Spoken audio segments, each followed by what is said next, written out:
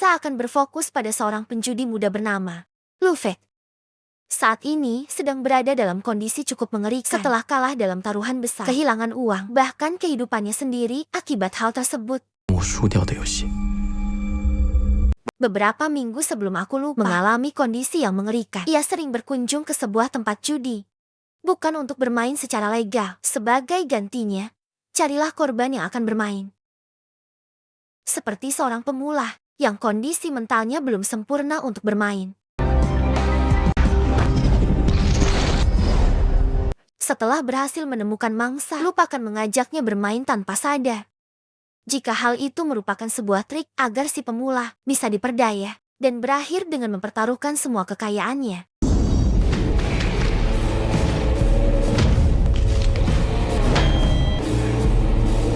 Rupanya di balik kejahatannya itu, Luke merupakan seorang anak yang berbakti. Ia menggunakan uang yang didapatnya untuk mengobati ibunya yang sakit. Di mana si ibu saat ini memerlukan donor darah yang harganya sangat mahal sekali.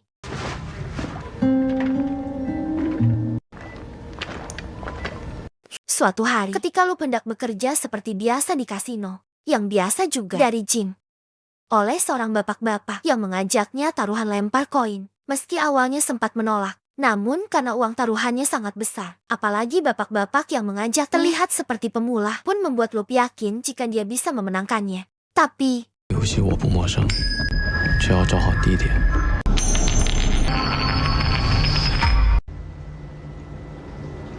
rupanya si bapak tua itu adalah pemilik dari kasino tempat Lupus bekerja bernama Tuan Yang. Sebelum pergi meninggalkannya, si bapak itu memberikan Luke 7 hari untuk melunasi semua hutangnya dan meminta semua pihak keamanan untuk melarang Luke kembali ke tempatnya. 100万，给你7天时间。 Setelah kejadian di kasino tersebut, kita akan diperlihatkan dengan Luke yang berniat untuk menculik anak Tuan Qin agar mendapatkan uang tebusan. Tidak perlu besar, selama ia berhutang pada sang Tuan bisa lunas kurang dari 7 hari. Dari kejauhan, Luke tampak melihat anak Tuan Qin bernama Xiao. Baru saja keluar dari rumah dengan cara yang tidak biasa sampai aku lupa hanya bisa membuntuti dari belakang sebelum melakukan tindakan sesuai rencananya.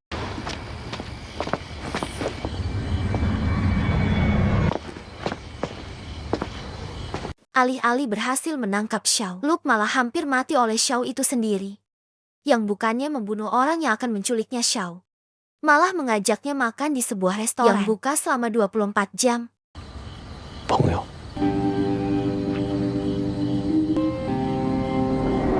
Di restoran, Xiao menyarankan agar Luke menculik orang lain saja. Hal itu harus dia lakukan karena tidak akan mendapatkan apa-apa darinya. Yang meskipun ayahnya kaya, tapi Tuan Qin tidak sekalipun menganggapnya anak. Bahkan dia dalam lubuk hatinya berharap agar Xiao segera mati. 我有个办法可以帮你还债，在巴西有一个土著部落。 Merasa kasihan dengan nasib Luke, Xiao akhirnya menawarkan sebuah penjudian. Ia akan melunasi hutang Luke pada ayahnya yang asalkan bisa menang berjudi dengannya dan tebak Luke hilang dalam permainan itu. Sehingga selain gagal mendapatkan uang, ia harus menuruti keinginan Xiao. Entah apa keinginannya, tapi yang pasti Luke langsung meninggalkannya saat itu juga.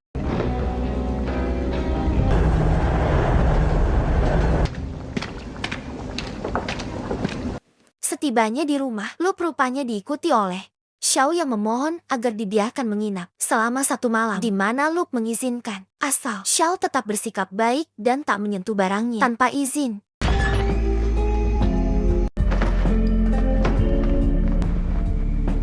Setelah merasa jika Xiao sudah tidur, Luke buru-buru masuk ke ruangan perawatan ibunya, berniat mengganti darah agar proses transfusi tetap berlanjut. Namun setelah melihat persediaan kantong darahnya yang tinggal 2, Luke langsung pergi ke apotik.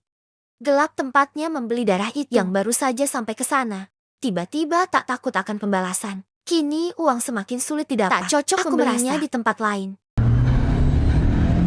Dari Luke, ternyata diculik oleh Tuan Qin. Ia diancam agar segera melunasi hutangnya sebelum tanggal jatuh tempo dan jika sampai akhir tidak bisa mengembalikannya, maka Tuan Qin akan menjual semua organ dalamnya ke pasar gelap. hati, 160.000 ginjal, dan 50.000 paru-paru. 120.000 sepulangnya ke rumah. Lu Pei langsung mengusir Xiao dan menghapus jejak spidol di tubuhnya. Ia sangat frustasi dengan apa yang menimpanya barusan. Sampai akhirnya aku ingat kata-kata Xiao berada di restoran tempat mereka pertama kali bicara. Yang ternyata Xiao meminta agar Lu Pei menculiknya dan uang tebusannya bebas rupiah gunakan tanpa membaginya sepeser pun.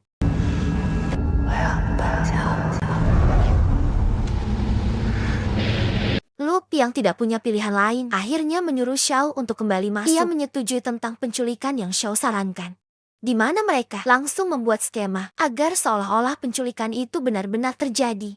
秦海培相信他的女儿被绑架了，直接给他打电话不就行了？只有最傻的王妃才会那么干。 Telah dirasa cocok dengan salah satu dari sekian skema yang mereka lakukan. Lup akhirnya mulai menjalankan aksi dengan mengirimkan jaket Xiao ke rumah Tuan Qin agar seolah Xiao benar-benar diculik. Kemudian mengirimkan lift. Halo, tolong kirimi lewat situs luar negeri agar terhindar dari pelacakan polisi. Di mana Xiao meminta uang tebusan kepada ayahnya sebanyak 10 juta. Meski Lu Pei sendiri sebenarnya tidak terlalu menyetujui hal itu. 对入不答，游戏怎么能有意思呢？这个有些引导学。 Sekedar penasaran, aku lupa bertanya pada Xiao. Terkait alasan kenapa dia sampai bertindak sejauh ini. Di mana Xiao menjelaskan jika dirinya hanya ingin menjadi seorang anak yang disayangi oleh orang tuanya, bisa bebas melakukan apa saja yang dia inginkan, tidak dikunci di dalam rumah seperti burung Lup yang saat ini terkurung di dalam sangkar. 有什么区别？ Selamat datang beberapa waktu berlalu. Akhirnya, Lup mendapat pesan yang membuatnya cukup deg-degan. Namun sialnya, pesan itu hanyalah spam. Lupa promosi agar ia bermain di situs milik Tuan Qin. Yang karena waktu terus berlanjut tanpa adanya balasan dari Tuan Qin, Lup memutuskan untuk mendatangi rumah orang tua itu. Baru saja sampai, Lup malah harus kembali setelah mendapatkan notifikasi dari HP-nya. Sesampainya di rumah, ia langsung melihat si ibu yang untungnya baik-baik saja. Yang selain merasa senang dengan hal itu, Lup juga diberi sebuah kejutan berupa masakan enak dari daging segar yang ternyata adalah hewan peliharaannya sendiri.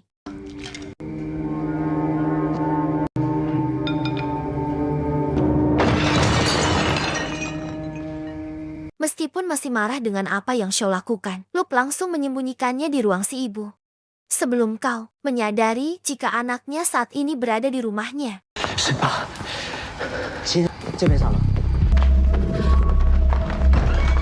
Setelah Tuan Qin memasuki rumahnya, mereka tampak saling bertatap-tatapan tanpa banyak bicara. Yang di momen krusial itu, Tuan Qin malah penasaran dengan sebuah pintu yang terkunci. Ia meminta Lup untuk membukanya, memperlihatkan isi di balik pintu tersebut yang ternyata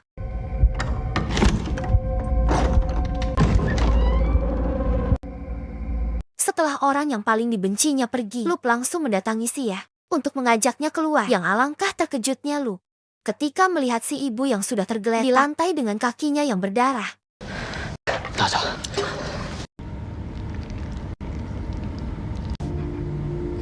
Setelah melakukan penanganan darurat, barulah Lup bercerita tentang sosok wanita yang dia rawat. Ternyata wanita itu bukanlah ibunya, melainkan seorang direktur panti asuhan. Lup adalah seorang anak yatim piatu yang diselamat oleh si ibu direktur, diberi tempat tinggal, makan, dan pendidikan sampai sama. Hingga pada suatu hari, Lup melakukan sebuah kesalahan yang berimbas pada yayasan tempat tinggalnya. Entah apa yang sebenarnya dia lakukan, tapi yang pasti para donatur yayasan mundur satu persatu, sehingga untuk memberi makan anak-anak panti, si ibu harus memulung sampai ke lingkungan pabrik kimia. Yang dari kerja kerasnya itu, si ibu divonis memiliki sebuah penyakit bernama hematologi atau sebuah kelainan darah. Sehingga untuk keberlangsungan hidupnya, Lup harus menyediakan darah segar untuk ditransfusikan ke ibu yang saat ini memerlukan sel darah yang sangat banyak.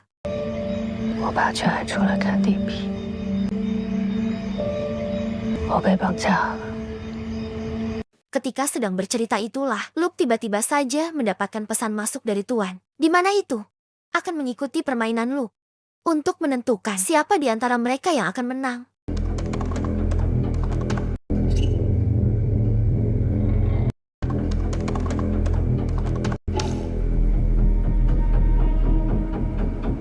Setelah kontakan itu selesai, Xiao teringat dengan pesan terakhir yang dia kirimkan kepada temannya di kota sebelah. Rupanya sebelum pergi ke tempat Luke, Xiao berniat untuk numpang di rumah temannya.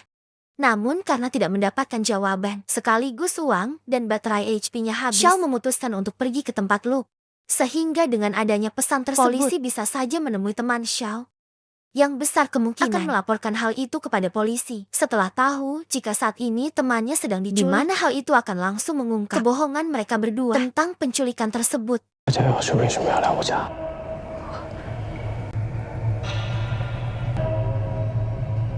Besok, mereka langsung pergi ke Haicheng untuk menemui teman Xiao. Yang sesampainya di lokasi, Xiao langsung pergi ke apartemen temannya. Sedangkan Lupa sendiri akan menunggu di dalam mobil yang baru saja ditinggalkan oleh Xiao tiba-tiba.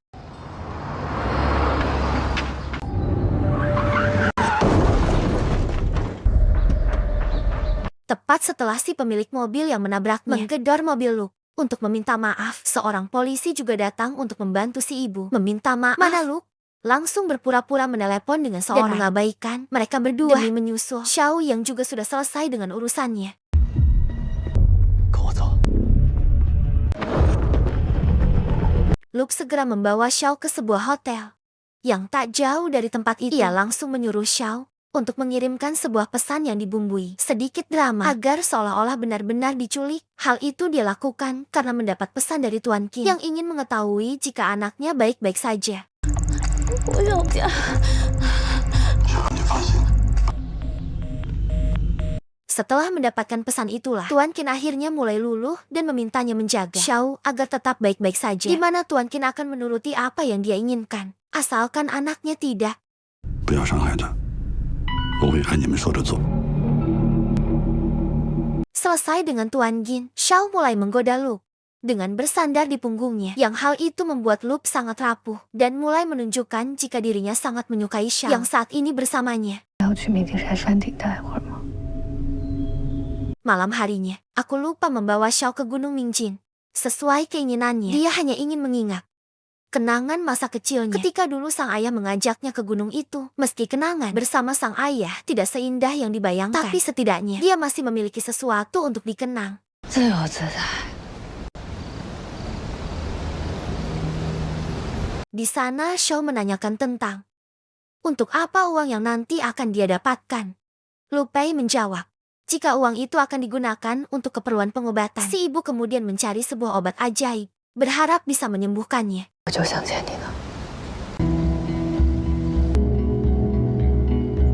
Di hari permainan, Luke memberikan sebuah gelang pada Xiao untuk digunakan sebagai alat pelacak, di mana Xiao yang merasa khawatir pun menanyakan terkait apa. Luke akan ikut ke Brazil setelah semua selesai, di mana Luke tidak menolak dan menerima tawaran itu. Karena sejatinya, dia tidak bisa pergi kemanapun, mengingat si ibu yang membutuhkan perawatannya. 这期开始， Waktu permainan pun dimulai. Tuan Qin tampak sedang menyiapkan uang tebusan anaknya di Menalope, memberikan instruksi kepada Tuan agar mengantarkan uangnya ke sebuah tempat bernama. Meski terlihat sendiri, rupanya Tuan Qin dibuntuti oleh banyak sekali polisi. Yang meski begitu, Luke tetap dengan rencananya. Karena sudah tidak bisa mundur lagi. Dan untuk lepas dari para polisi yang mengikuti Tuan, sepertinya aku telah melupakannya. Sudah memiliki rencana yang teramat sangat sederhana, namun sangat bekerja dengan baik.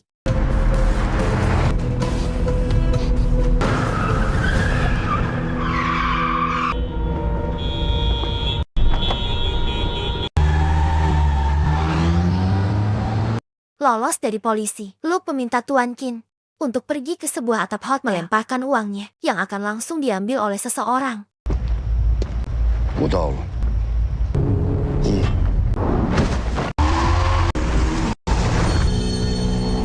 Rupanya yang mengambil uang tadi adalah Xiao itu sendiri. Yang sesampainya ke tempat di mana Xiao dan Luke bertemu, ada seorang yang mencela-mencela menghampiri mereka.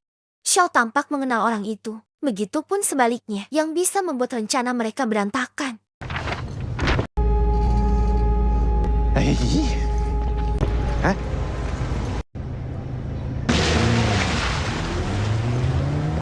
Setelah sampai di tempat aman, Luke langsung mengikat kembali tangan Xiao dan menyuruhnya pergi ke supermarket untuk meminta tolong. Gelang yang kemarin dia pasangkan awalnya akan diambil kembali, tapi Xiao memilih untuk menyimpan gelang itu sebagai kenang-kenangan terakhir Luke sebelum mereka benar-benar berpisah. 还是只是把它当成一场游戏？ 不然呢？ Ketika di jalan pulang, Luke malah kecelakaan. Ia juga menemukan ibunya sedang merangkak di lantai, yang mungkin karena terjatuh, di mana kesialan itu tidak berhenti di sana saja. Karena setelah membawa ibunya ke rumah sakit, Luke bahkan mendapat kabar dari Tuan Qin tentang penemuan mayat Xiao di Gunung Mingjin. Sehingga selain kasus penculikan, kini Luke harus berhadapan dengan kasus pembunuhan. Yang hal itu sudah dikonfirmasi oleh polisi, sehingga Luke tidak bisa mengelak, meskipun bukan dia pelakunya. 已经拿到钱了，为什么还要杀了他？ Ketika gambar Xiao di berita sudah dimunculkan, barulah dia sadar jika dirinya sudah ditipu. Entah apa motif si penipu yang sebenarnya, dan siapa orang yang selama ini selalu bersamanya. Sang ibu dinyatakan meninggal ketika Luke masih bingung dengan serangkaian kejadian yang menimpanya. Kematian si ibu membuat Luke sangat terpukul. Ia melampiaskan amarahnya dengan mengacak-acak rumah. Ditambah dengan sebuah rekaman dari si ibu tepat sebelum ia meninggal. 是院长拖累了你。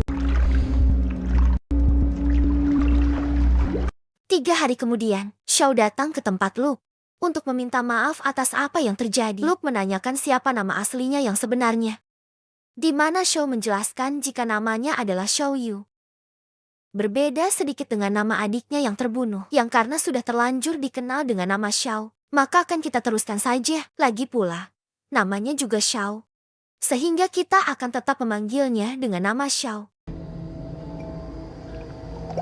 Di sana Xiao bercerita jika adiknya adalah penikmat bubuk terlarang, yang suatu malam, sebagai kakak yang baik, ia mengambil bubuk itu ketika adiknya masih bermain di dalam pemandiannya. Karena si adik marah, ia mengancam sang kakak sampai mencekiknya untuk mengembalikan bubuk tersebut. Di mana Tuan Qin yang kebetulan lewat langsung melerai mereka, tetapi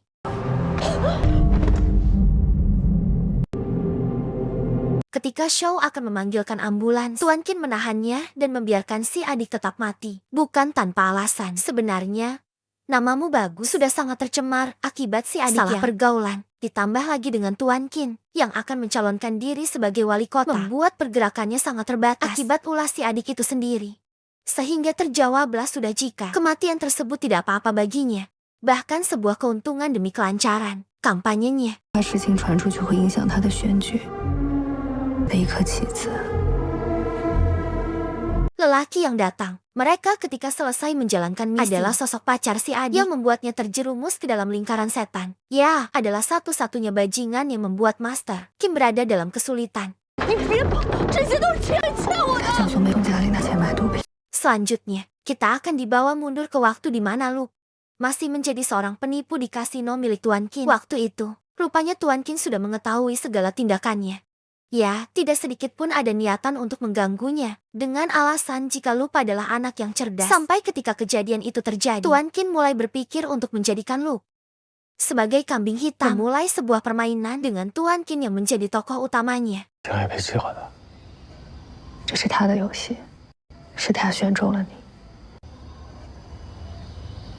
Mengetahui kejadian itu serta apa yang dilalui olehnya dengan Xiao adalah permainan belaka. Luke hanya bisa meratapi nasibnya saat ini bersama si burung yang rupanya masih hidup. 就像这只鸟，从头到尾都是黑色的。 Beberapa hari kemudian setelah kejadian itu, Xiao pergi ke sebuah tempat yang ada lokernya. Hal itu merupakan perintah dari Lu Pei dulu untuk memberikan bagian show dari hasil drama penculikannya, di mana uang tersebut rupanya full, tanpa sedikit pun lupa membawa bagiannya, karena ia sendiri tidak terlalu membutuhkan uang itu. 怕你一个人赢不了神，所以决定陪你一起去。 Luke diculik oleh Tuan Qin dan berniat membiarkannya pergi, di mana Luke yang masih bingung dengan apa yang sebenarnya terjadi pun bertanya tentang bagaimana caranya Tuan Qin bisa menang. Qin menjawab jika sejak pertama kali bertemu, ia telah menunjukkan sifat jahatnya pada Luke, membuat dia percaya jika Tuan Qin adalah orang yang jahat. Dan setelah Luke mempercayainya secara penuh, Qin mulai memainkan peran sebagai penjahat sungguhan. Hingga Luke yang putus asa pun malah menggali lubangnya sendiri, menumpulkan setiap keahliannya, dan semakin terhanyut dalam drama tersebut. 你更快的入局。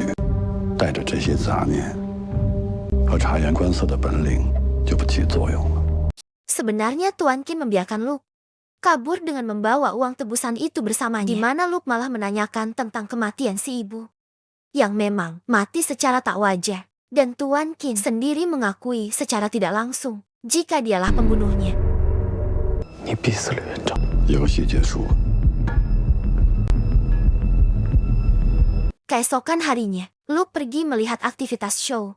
Di seberang gedung tempatnya bekerja, ia langsung menghubungi wanita pujaannya, menawarkan apakah akan ikut dengannya ke Brasil. Karena rupanya Luke sudah membelikannya 2 tiket untuk mereka.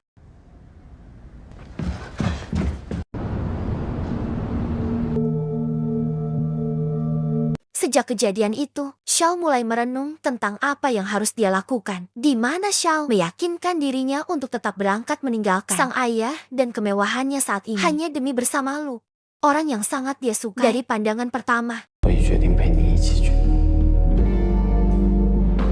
Sementara itu, Tuan Qin yang sedang dimintai keterangan oleh polisi terkait penculikan anak bungsunya malah mendapatkan telepon yang menyatakan jika anak keduanya juga diculik, di mana ia langsung berasumsi penculiknya adalah Luke yang ingin balas dendam. Sampai kau mengirimkannya langsung menghubungi Luke untuk kembali berjudi lempar koin dengan Luke, yang kali ini menjadikan kepala sebagai pilihannya. 老板，这次硬币游戏我才花。 Xiao sendiri tidak menemukan keberadaan Luke di bandara, yang setelah mengingat gelang pelacaknya, ia menemukan Luke sedang berada di sebuah hotel dan langsung menyusulnya. Saat itu juga, Xiao menemukan bahwa Luke dan ayahnya berada di tempat yang sama, di mana ia memilih untuk menyusul lelaki dan hatinya, dan langsung ambek-ambekan setelah merasa jika dirinya dibohongi. 见我刚喝下你为我准备的红酒。怎么？现在是在报复我吗？ Mengetahui jika Luke masih menjalankan permainan dengan ayahnya, Xiao menyuruh jika saat ini ayahnya sedang bersama polisi datang ke tempat ini, di mana Xiao tak menyadari jika memang kejadian ini sudah Luke perhitungkan sejak awal dan tebak apa yang akan terjadi. 现在已经带着警察上来了。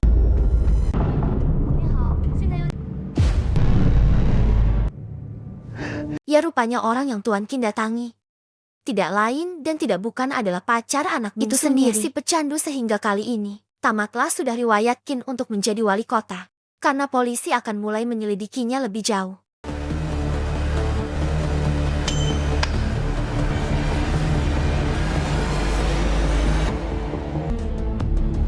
Dengan kesuksesannya itulah, Luke akhirnya berhasil bernafas lega. Karena telah berhasil membalas kematian si ibu, di mana Xiao tidak menyukai apa yang Luke lakukan. Yang meski begitu, rasa cinta mereka berdua membuat Xiao kembali luluh dan memutuskan untuk tetap pergi bersama Luke ke Brasil. 我说过，只是晚一点。